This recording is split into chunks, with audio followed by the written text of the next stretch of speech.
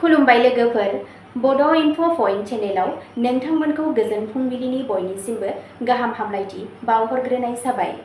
आं दिनै नोंथांमोननि सिगाङाव सानसेनि फानजामुथिनि भिडिअ लानानै फैदों।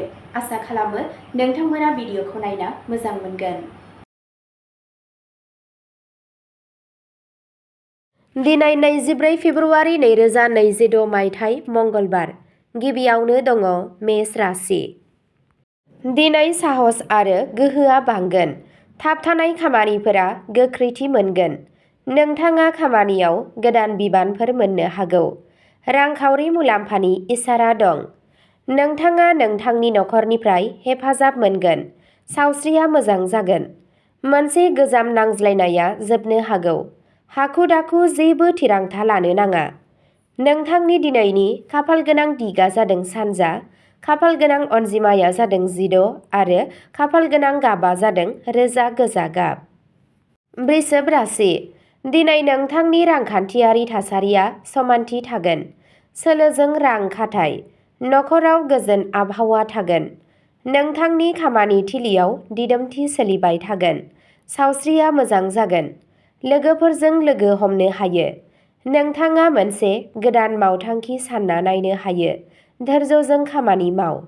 नोंथांनि दिनैनि खाफालगोनां दिगा जादों खोला, खाफालगोनां अनजिमाया जादों 22 आरो खाफालगोनां गाबा जादों रेजें गोथां गाब। मिथुन राशि। दिनै नोंथाङा रायज्लायनाय रोंग'थिनिफ्राय मुलाम्फा जागोन। गोदान खौरांफोरा नोंथांनि थाखाय मुलाम्फा गोनां जागोन।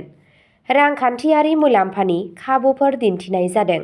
दावबायनाया मुलाम्फा गोनां जानो हागौ। नोंथांनि मोजां मोनज्लायनायनि जिउआव गोदैया बांगोन। सावस्रिया सरासनस्रा जागोन। नोंथाङा सोरजिलु नाजानायफोराव जाफुंसार जागोन। मोनसे मोजां नोजोरखौ लाखि। नोंथांनि दिनैनि खाफालगोनां दिगा जादों सोनाब, खाफालगोनां अनजिमाया जादों 13 आरो खाफालगोनां गाबा जादों आकाहि गाब। कर्क राशि। दिनै गोसोआरि समानथिखौ लाखि। रांखान्थियारि बिथिङाव सांग्रांथि थानाया गोनांथार। नोंथांहा नखरनि हेफाजाब थागोन। नोंथांनि खामानि थिलियाव गोदान मोनफुंनाय फैनो हागौ। सावस्रिया मोजां जागोन। धोरोमारि हाबाफोराव गोसो गुदुं जागोन। हा एबा सम्पथिजों सोमोन्दो गोनां मुलाम्फा जानो हागौ। फोथायथिखौ लाखि। नोंथांनि दिनैनि खाफालगोनां दिगा जादों साहा, खाफालगोनां अनजिमाया जादों 8 आरो खाफालगोनां गाबा जादों गुफुर गाब। सिंह राशि। दिनै नोंथांनि फोथायनाया गोजौ जागोन। समाजारि मान-सन्मानखौ बांहोगोन। रांखान्थियारि मुलाम्फानि खाबुफोर ओंखारगोन। नखराव गोसो गुदुं जागोन। सावस्रिया मोजां जागोन। नोंथाङा मोनसे गोदान सिनायथि मोननो हागौ। मोजां मोनज्लायनायनि जिउआ गोजोनथाव जागोन। अहंकारनिफ्राय गोजानाव था।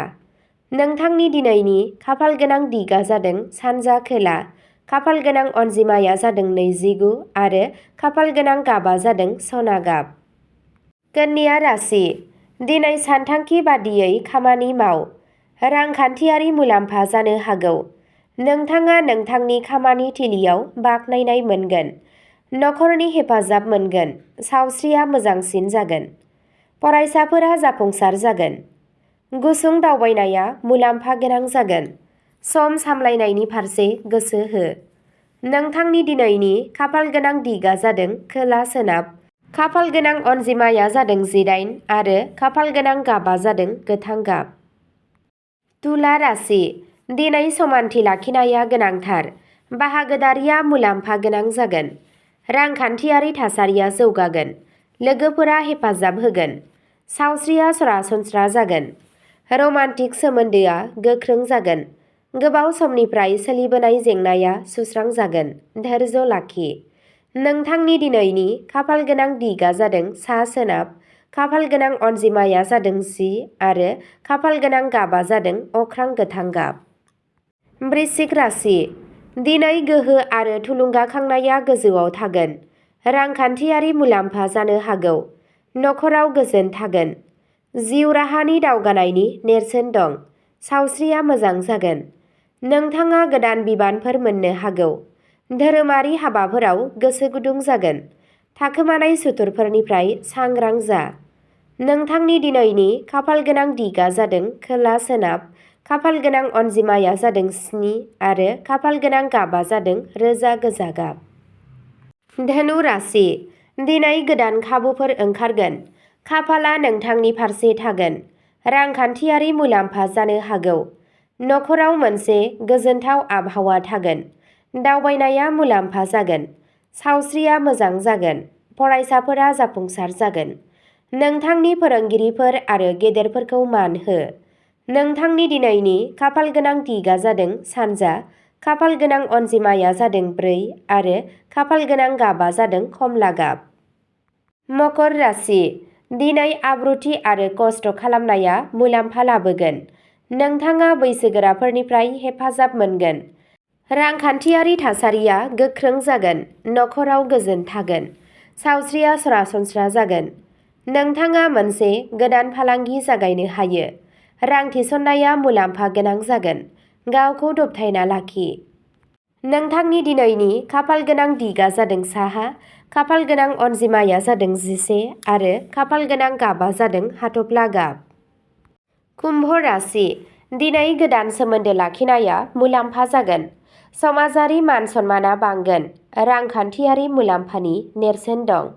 लोगोफोरा हेफाजाब होगोन। सावस्रिया मोजांसिन जागोन। सोरजिलु खामानियाव जाफुंसार जागोन। मोजां मोनज्लायनाय जिउआव गोजोना फैगोन। साननानै थिरांथा ला। नोंथांनि दिनैनि खाफाल गोनां दिगा जादों सोनाब, खाफाल गोनां अनजिमाया जादों 2 आरो खाफाल गोनां गाबा जादों फान्थाव गाब। मीन राशि, दिनै गोसोआरि गोहोआ गोख्रों जागोन। ध्यानआ गोसोआरि गोजोन लाबोगोन। रांखान्थियारि जौगानायनि नेरसोनफोर दं। नखरनिफ्राय हेफाजाब मोनगोन।